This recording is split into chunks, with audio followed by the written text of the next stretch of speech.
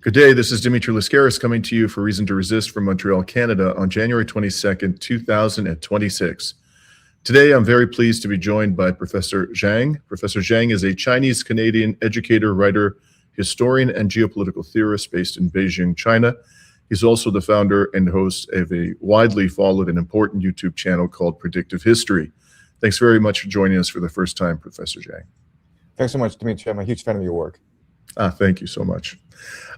First, I wanted to discuss with you initially when I reached out to you, Mark Carney's just completed trip to Beijing and also his widely discussed speech at Davos. But in light of events over the last couple of days, I've added to the agenda the looming attack, or what appears to be a looming attack on Iran.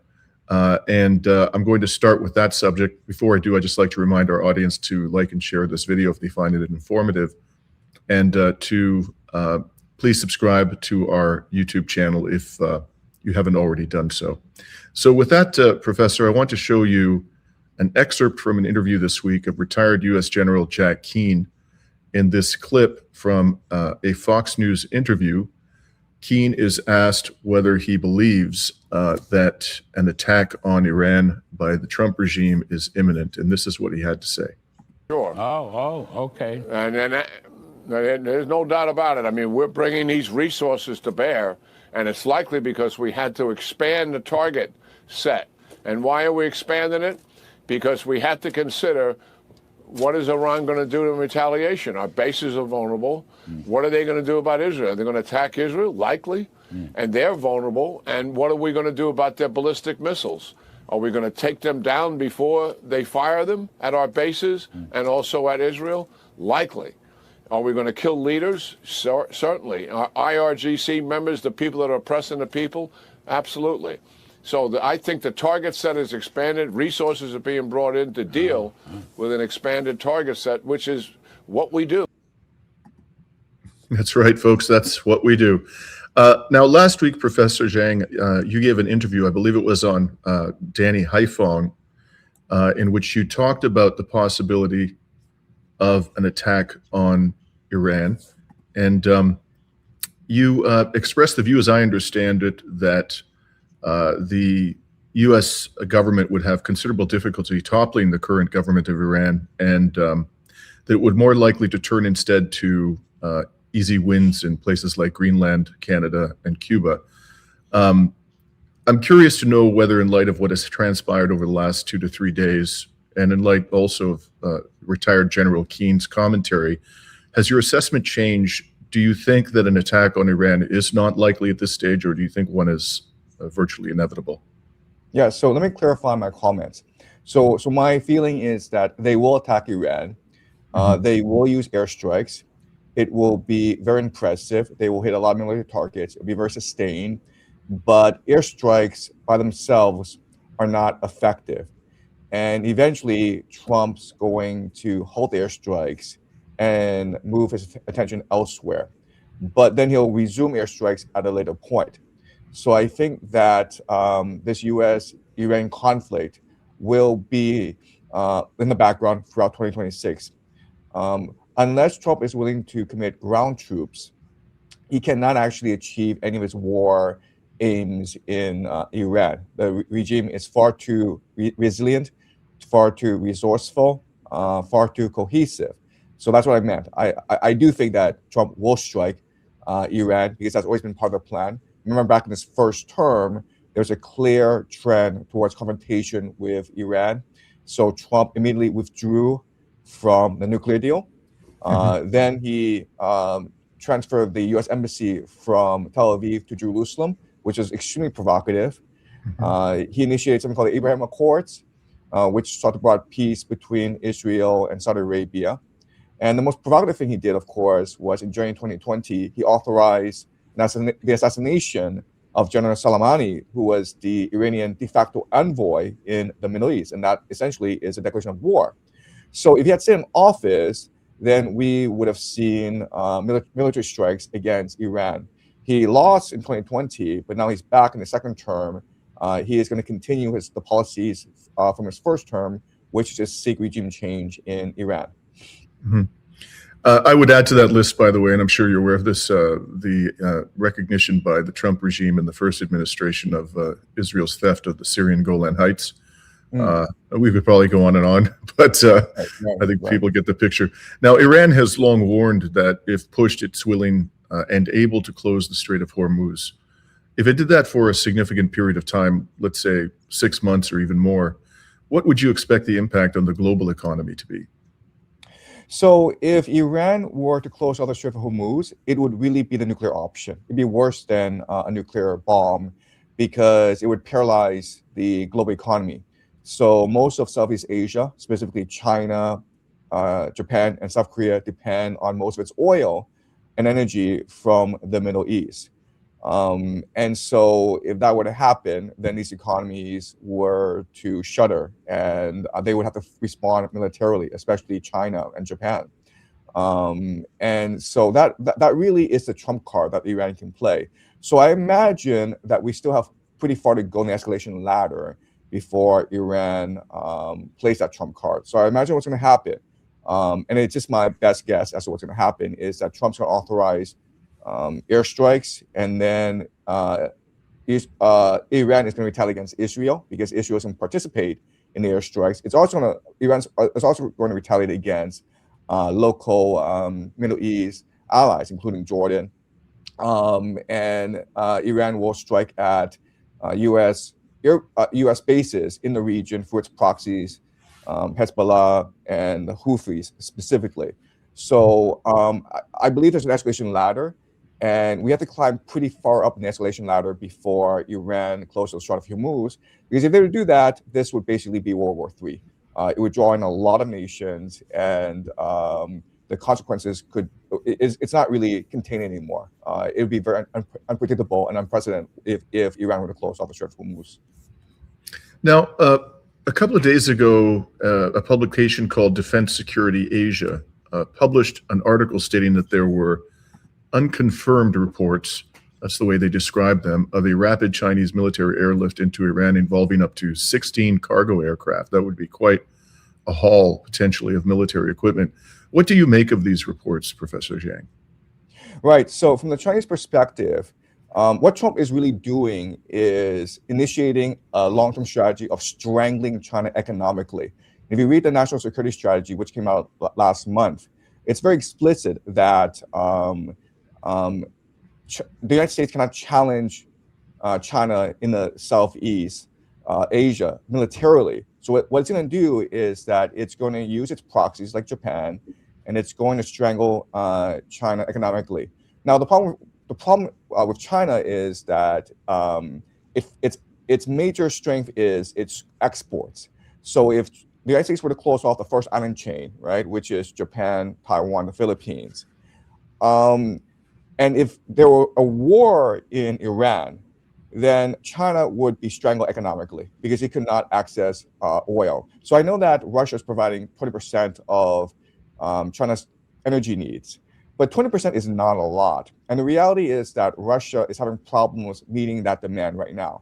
So it's going to take 5 to 10 years before the Trans-Siberian pipeline is online, and Russia can provide more energy to China. And that's why the United States is going to strike now. From a Chinese perspective, I'm saying this from a Chinese military perspective, that the real reason that Trump is going after Iran is to destroy Chinese economy. So if you're China, you have no choice but to bolster Iran. And so they're going to send weapon systems, they're going to send financing, they're going to do whatever they can to support Iran. But there are some red lines. So China will not send soldiers, and China will not declare war on the United States. Do you think that China might send naval vessels into the region?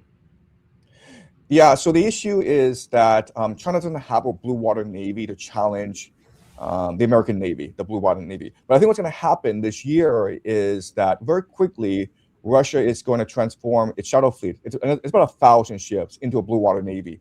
There's no way that Russia can defeat America in the oceans. But Russia at least has to challenge America. It basically has to create a war of attrition in the seas that would hamper America's aggression against Iran. And China would provide financing for Russia's Blue Water Navy. So I think that's what's most likely to happen. So let's turn now to a less violent topic, namely the subject of Mark Carney's much discussed speech at Davos. The most widely discussed aspect of this speech, I think, is Carney's acknowledgement that the rules-based order is, as he put it, a partial fiction. Now, he didn't, that implies that some part of it was true, and he didn't tell us which part, if any, of the rules-based order was true or based on reality. But in any case, he went on to explain what he believed should replace the rules-based order, and he referred to this new foreign policy paradigm as values-based realism, which he said actually came from Finland's President Alexander Stubb. And in the following excerpt from Carney's Davos speech, Carney explains what he means by values-based realism. What does it mean for middle powers to live the truth? Well, first, it means naming reality. Stop invoking rules-based international order as though it still functions as advertised. Call it what it is, a system of intensifying great power rivalry where the most powerful pursue their interests using economic integration as coercion. It means acting consistently, applying the same standards to allies and rivals. When middle powers criticize economic intimidation from one direction but stay silent when it comes from another, we are keeping the sign in the window. It means building what we claim to believe in. Rather than waiting for the old order to be restored, it means creating institutions and agreements that function as described. And it means reducing the leverage that enables coercion. Now, Professor, we just heard Mark Carney say that values-based realism means applying the same standards to allies and rivals. And I must confess that I'm deeply skeptical that Canada will now apply the same standards to the West's allies and rivals. And I'm going to give but one example, and that is within 48 hours of Carney delivering this speech, Israel murdered 11 Palestinians in the Gaza Strip, including 3 more journalists and 2 more children.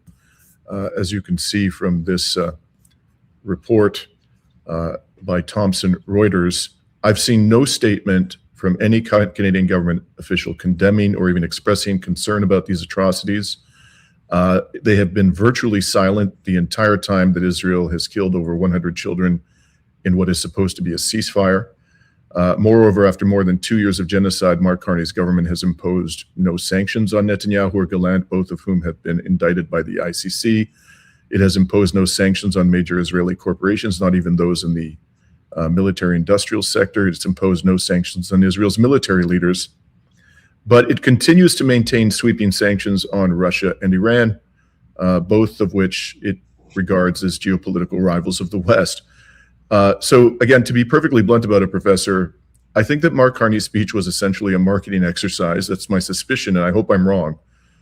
He knows that the whole world now sees the reality of the rules-based international order, that it is a fraud and that the concept has been discredited.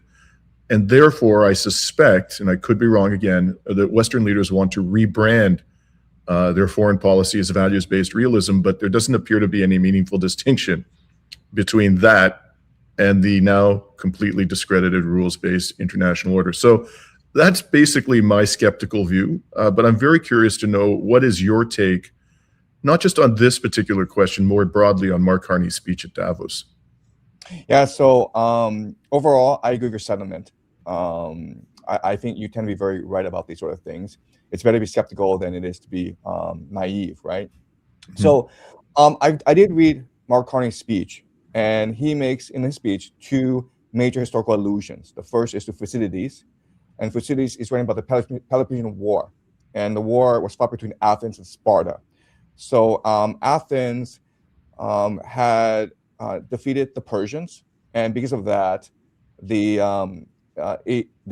Aegean Sea Greeks were very thankful to the Athenians, just as the Europeans were very thankful to the Americans for defeating fascism in Europe. And so after the Persian Wars, they created something called the Delian League. It was meant to be a mutual defense pact. But over time, Athens, as a hegemon, started to exploit its allies. It became a mafia regime, and it started to extort its allies. So, and then its allies had no choice but to seek relief from Sparta. So I think that with this Thucydides allusion, Mark Carney is sort of like hinting to his audience that we are at this moment when America's former allies have turned into their vassals. And so America is going to exploit us. America is going to steal our wealth. America is going to make us fight wars we cannot possibly win, probably in Ukraine.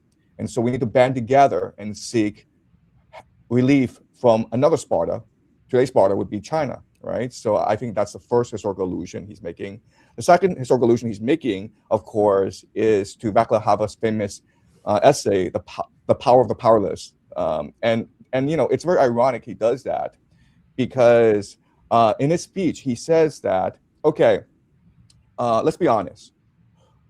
From day one, we knew this rules-based international order was a fraud. It was hypocritical, but we benefit from it, okay? Because we were friends of the hegemon, the great empire, and so we benefited.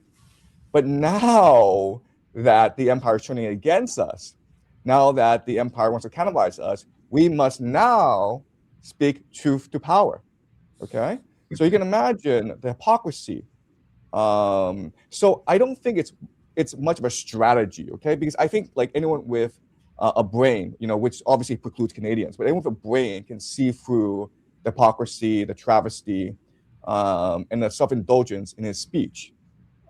It's not really a grand strategy. It's more of a lament, right? It's lamentation of, you know, like, we used to be best friends with America, we benefited a great deal.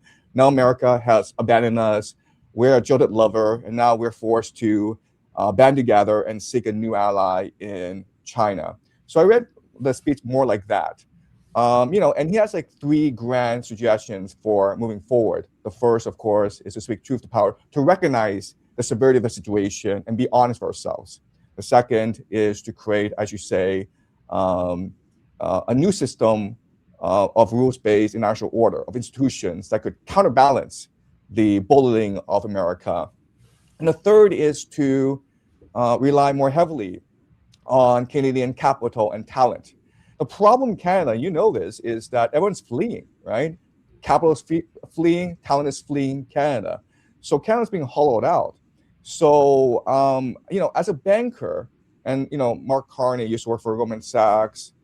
He used to be governor of the Bank of Canada, and then he went to England and became the first foreign governor of the Bank of England. He is a banker who serves transnational capital. And the reality is that Canada, the nation, I hate to say this because I grew up there, right? But Canada, it's a toxic asset right now.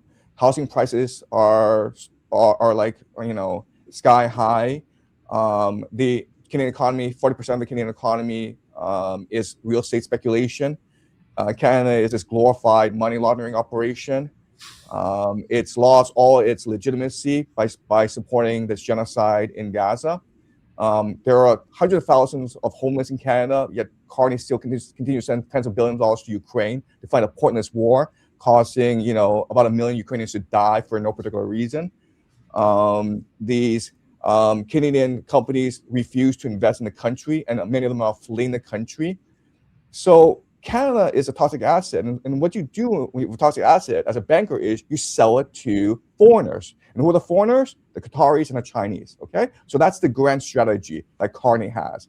And everything else, like this grand rhetoric about a rules-based international order, it's just, as you say, marketing. That's all it is, okay? Don't pay any attention to it. Watch what he does. So what he's going to do is this. He's going to call an early election, probably late spring, okay, April. He's going to win by a landslide. He's going to have a super majority. And then he'll start to asset strip Canada, okay? That's the plan. Pretty simple. That's quite distressing for those of us who live here, but I find that an entirely persuasive prediction about what is likely to happen in the months ahead.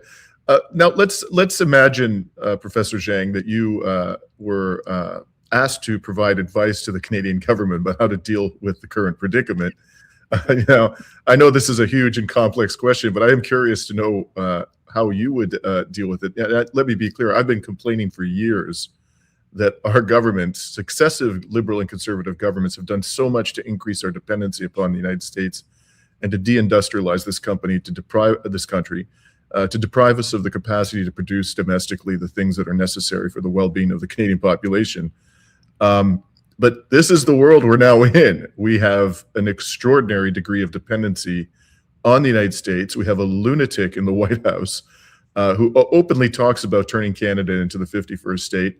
There's no way, even with the ruinous plan to increase Canada's military spending to 5% of GDP, that we could compete with the United States in terms of military spending.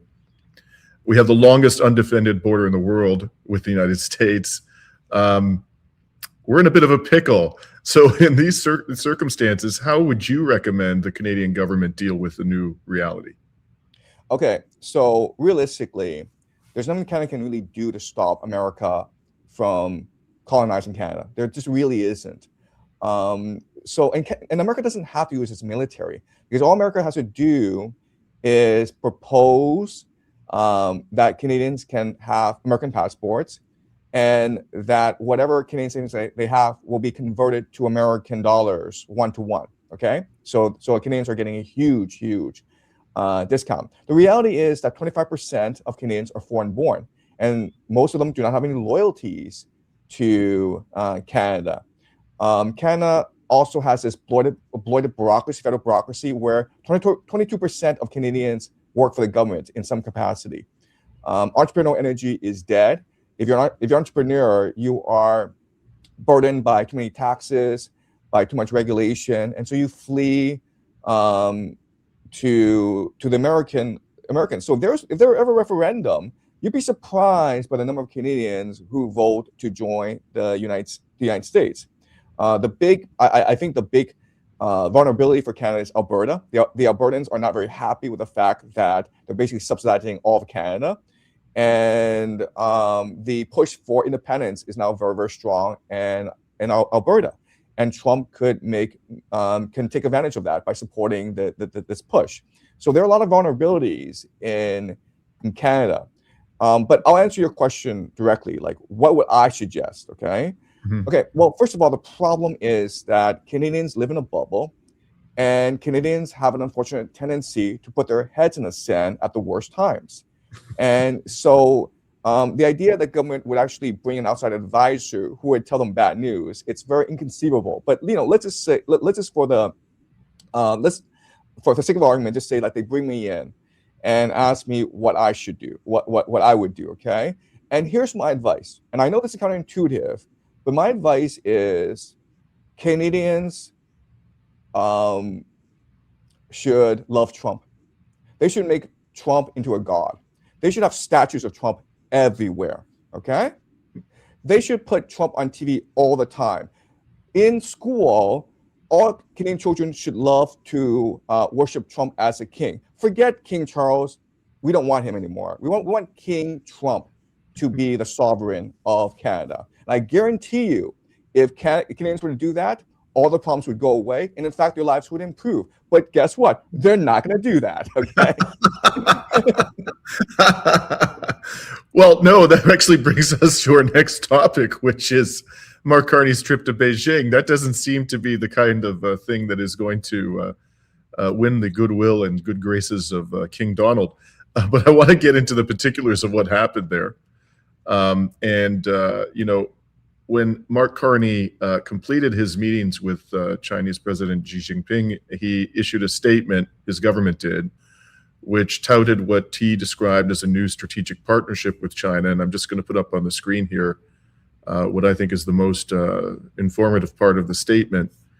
And I've highlighted in blue the only aspects of the agreements that were struck in China which translate into concrete improvements in the terms of trade between the two countries.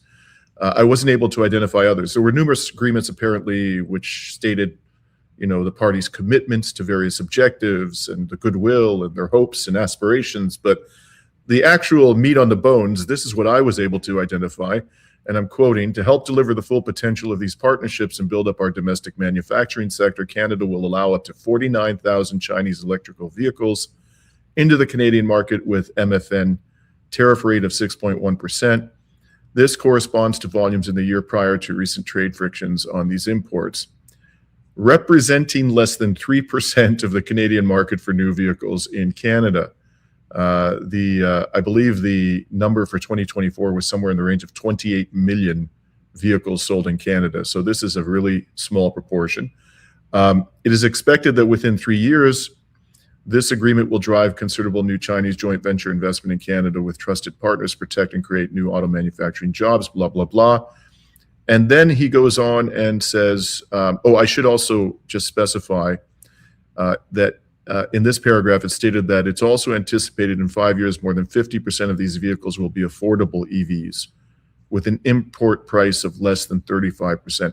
Somewhere else I read that half of this very low quota is for vehicles less than $35,000. And from what I understood, the rest have to be at a price point above $35,000. In any case, it goes on and says, agri-food and trade are foundations of a long-standing relationship between Canada and China. And Canada expects that by March 1st, 2026, China will lower tariffs on Canadian canola seed to a combined rate of approximately 15%. China is a $4 billion canola seed market for Canadian producers. And this change represents a significant drop from the current combined tariff levels of approximately 85%. And Canada expects that Canadian canola meal, lobsters, crabs, and peas will not be subject to relevant anti-discrimination tariffs from March 1st, 2026, until at least the end of the year. So that's 10 months.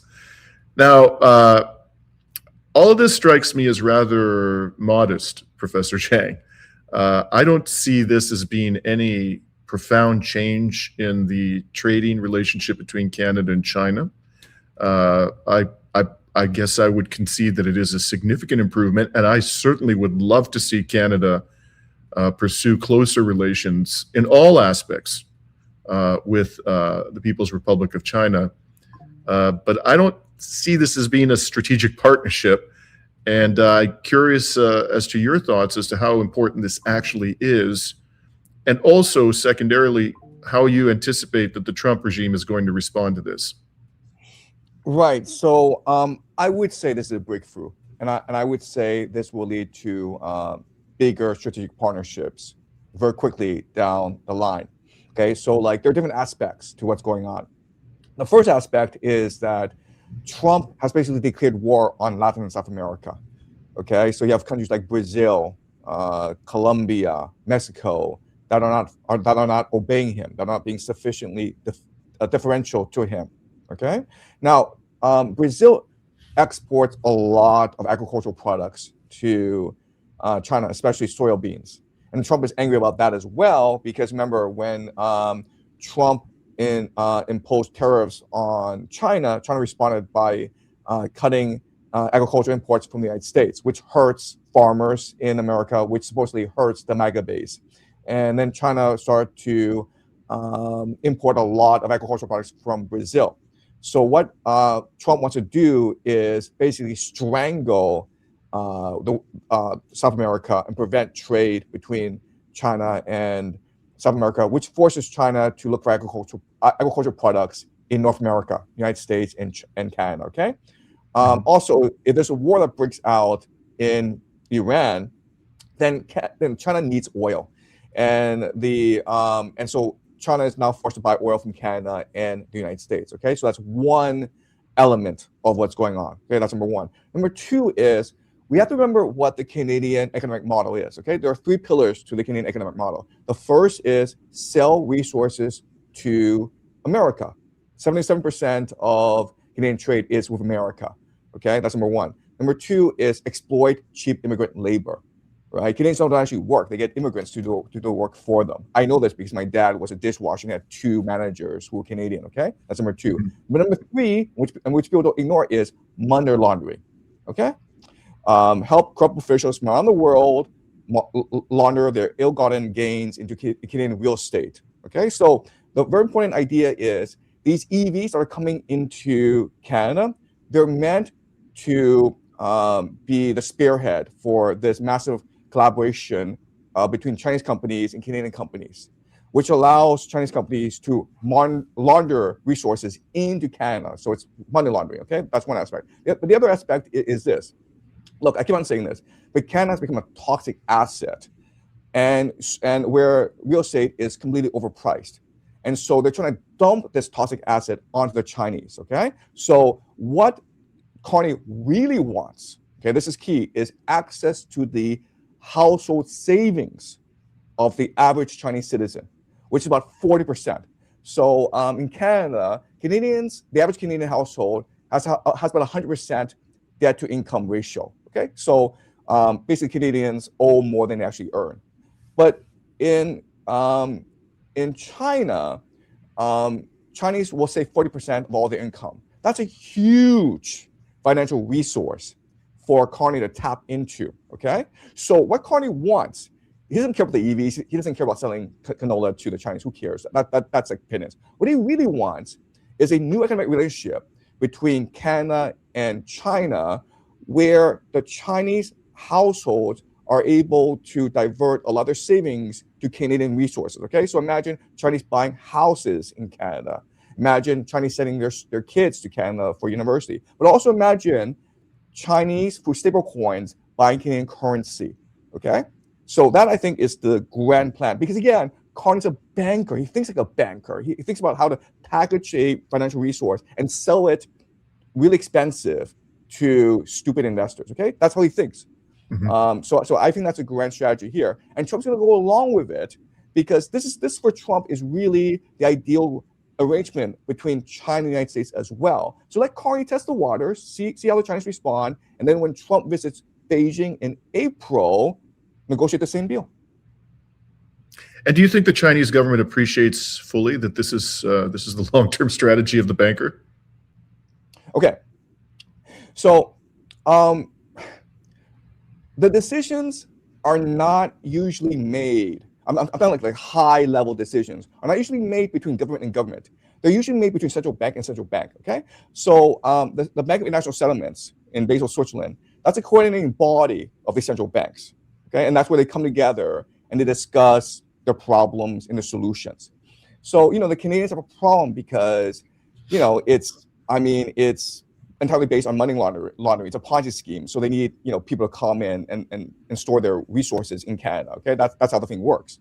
The Chinese have a problem because their people refuse to spend their money. Okay, and Chinese refuse to spend their money because Chinese have absolutely no confidence in the future. There's no safety net.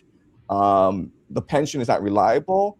Their children is not gonna have a great future. So they need to save us up as much money as possible for the future. But the problem from the economic perspective is that's actually counterproductive. You need people to spend their money for the economy to function, right? So the money is staying in the bank dormant. That creates a lot of issues. One major issue is, of course, is trade imbalance, where China has like 1.2 trillion trade surplus with the rest of the world, which is just it doesn't help the Chinese at all. Okay, so the Chinese central bank has a problem of like how to increase consumption. The Canadian central bank has a problem of how to absorb more of savings from around the world. Okay, so I think that these guys had serious discussions at the Bank of International Settlements, and they've come to an agreement, and that's why Carney went to Beijing. Okay, because remember, there had to be an agreement in place for these leaders to meet. The two leaders meet in order to sign the MOU. They're not going to sit together for like days and days to negotiate the deal. That's what underlings do, okay? So I think there's already been an agreement in place, and how this agreement will pan out is something that we will observe over the next year. Now, I want to focus on one particular aspect of this agreement, and namely the electrical vehicles. I happen to drive an electrical car, but it isn't a Chinese-made one because it pretty much is inaccessible in this country. So now the BYD vehicles will be coming in. And based on what I've heard about them and read about them, they're going to be extraordinarily attractive, probably to a lot of consumers in this country. And assuming that the quota doesn't get in the way, one could easily imagine a very rapid increase in the sales of Chinese EVs in Canada in the months and years ahead. Do you think that there's any prospect of Chinese automobile manufacturers moving production or some part of their production to Canada in order to avoid the destruction of the domestic automobile industry, or is that not the way they operate? I think that's a plan. I think that's agreement. I think the agreement is for Chinese EV factories to move over to Canada and create joint ventures. Okay, so the Chinese political system, it's very strange for Westerners. So EVs, it's not an economic tool, it's a political tool. And what I mean by that is, think of the 2008 Beijing Olympics, where the government spent billions and billions of dollars on creating this amazing show for the world. And so it's a political show, okay? And that's what EVs are. EVs are a sign that China is technologically advanced, that it's not just like a sweatshop to the world, that it is one of the leading technological centers of the world. And it's all part of China's like grand strategy to be a technological powerhouse, okay? So the problem with EVs is that they're heavily subsidized by the government. So people don't appreciate this, but EVs lose money, okay? Because they're all heavily subsidized by the government, and there's overcapacity in China. So like everywhere you go, there are lots of EVs, but they can't actually sell all the EVs in China. So for Canada to start selling EVs, for Canadians to start buying Chinese EVs, for Chinese EV companies to open shop in Canada, it would be a huge political victory for the Chinese leadership, and that's all they care about. Let's talk about another sector, telecommunications. You know, when Mark Carney concluded this trip, the neocons in Canada started freaking out. And one expression of that was this article in the Hill Times, which is a go-to newspaper for Canada's political elite. It's based in Ottawa. And as you can see here, the Hill Times went to security experts, or at least that's the way they describe themselves, including a former director of CSIS Canada's spy agency, and also to politicians, and asked them about Huawei. And there's a ban on Huawei's 5G in this country, and they warned ominously that we should not lift that ban, and continued to express hostility to this extraordinary corporation. What do you think is going on here, Professor Jiang? Why is the Canadian political and economic elite, and particularly the security establishment, so hostile to Huawei? I mean, they claim that it's potentially a vehicle for the PRC to spy on Canadians. Do you think that that's what's really underlying this hostility? So I think this is very personal. So remember that there's bad blood between Huawei and Canada, because a Huawei executive, she was, I think, a Canadian PR, and she was living in Vancouver. Okay, but she works for Huawei, and she's actually the heir apparent to the Huawei empire, Meng Wanzhou. And when she was going to Mexico for a meeting, she had to transfer through Vancouver. And she was detained by the Canadian authorities because the Americans requested that she be extradited. And that was Donald Trump, just to be clear. Sorry to interrupt you, but it was the first administration. Yes. And the Chinese responded by basically holding 2 Canadians hostage. And this created a huge political furor between Canada and China. And I think there's still bad blood between these two sides. The intelligence agencies in Canada and the intelligence agencies in China have about bad blood over this thing. So I think that's why there's so much hostility towards Huawei. But I think at the end of the day, the agreement is already in place, and they don't really care what the intelligence agencies say anymore. They're not relevant to this overall strategy. And related to this, hostility, as I'm sure you know, in recent years there has been an avalanche of accusations leveled by various Canadian politicians that the Chinese government is interfering in Canadians' so-called democracy, as if we have one. There has been an inquiry that was struck that investigated these allegations. And interestingly, I've written and talked about this a fair bit. The inquiry didn't really find any concrete evidence of interference, but nonetheless, the judge who presided over it expressed considerable concern about, the Chinese government's intentions. I've always thought, Professor Jiang, that really there's nothing for much, if anything, to be gained by the government of China engaging in the sorts of shenanigans that has been accused of engaging in this country. What do you think the reality is there, and what is motivating these incessant accusations of Chinese government interference in Canadian domestic politics? So when I was younger, I read a lot of John le Carré novels. I'm not sure if you read him. His real name is David Cornwall, and he used to work for MI6.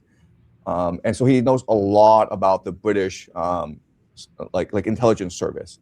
And the thing that comes across very clearly in his novels is that these guys are always trying to justify their existence. They're basically bureaucrats.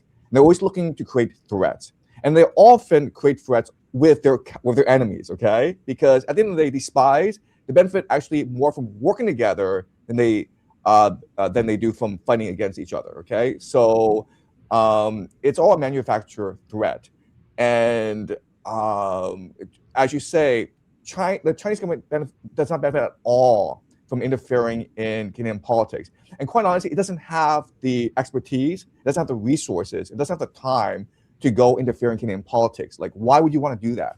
The Indian government has a lot of reasons to interfere in Canadian politics. Okay, does anyone talk about what a threat India is? So it's very silly. Yeah, I couldn't agree more.